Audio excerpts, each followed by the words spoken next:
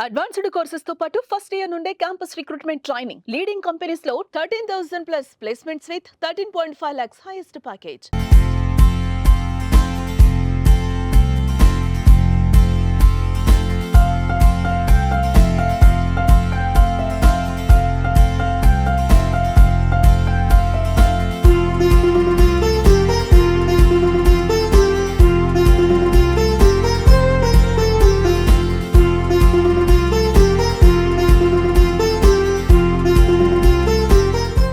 ఒక సీఎం ఒక పేదవాడింటికి రావాలంటే చాలా పెద్ద హంగామా చేస్తూ ఉంటారు అధికారులు. బేసిక్‌గా ఒక సీఎం కలవడానికి పూర్తిగా టైట్ సెక్యూరిటీ ఉంటుంది. హై సెక్యూరిటీ ఉంటుంది.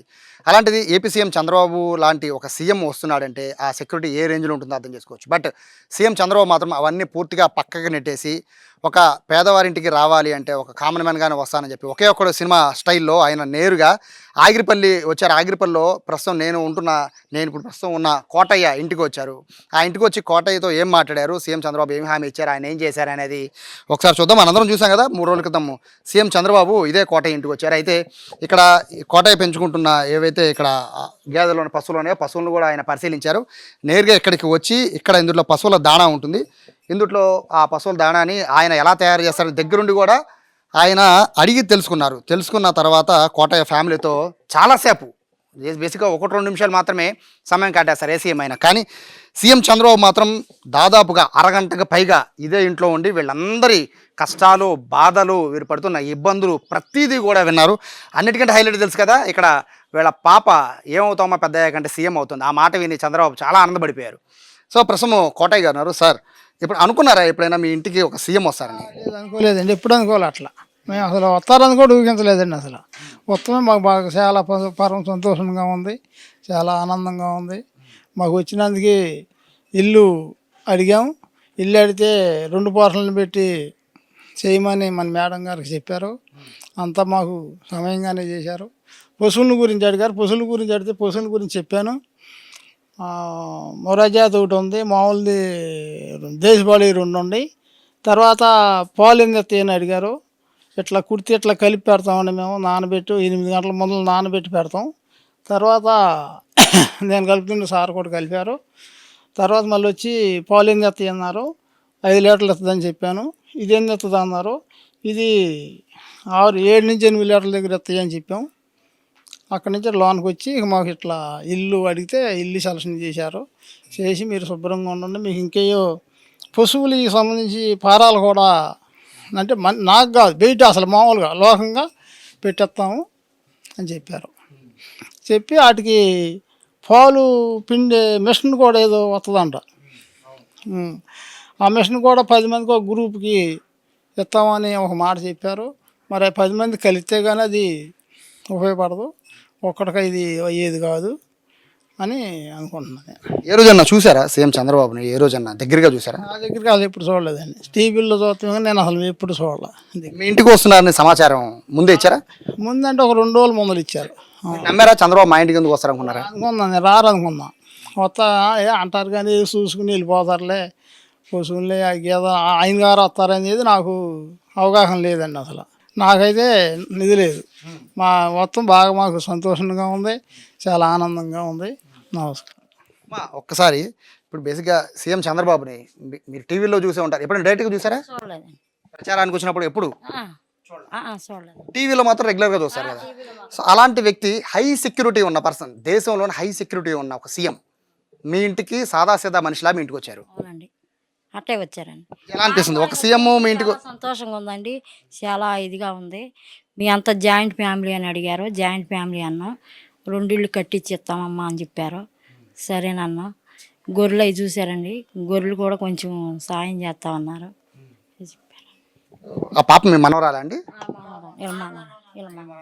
మా స్కూల్కి వెళ్ళిందా పాప? స్కూల్కి వెళ్ళిందండి. ఆ రోజు అందరూ బేసిక్గా సీఎంతో మాట్లాడడానికి భయపడిపోతూ ఉంటారు కదా. మీ పాప ఏమవుతావు అంటే సీఎం అవుతానంది. ఎలా అనిపించింది మీకు ఆ రోజు? నాకు సంతోషంగా, కానీ ఆయన ఒకవేళ బాధపడతాడు అనుకున్నాం మేము. ఆ మాట అనేప్పటికీ ఆయన నవ్వాడు. నా సీట్కి ఎసరు పెడతాం అన్నాడు ఆయన. నవ్వారు. సరే ఎలా అనిపించింది అమ్మా సీఎం మీ ఇంటికి రావడం? అంటే బేసిక్గా సీఎం అంటే హై సెక్యూరిటీ ఉంటుంది, ఒక్క నిమిషం కూడా ఎవరు గ్యాప్ ఉండదు.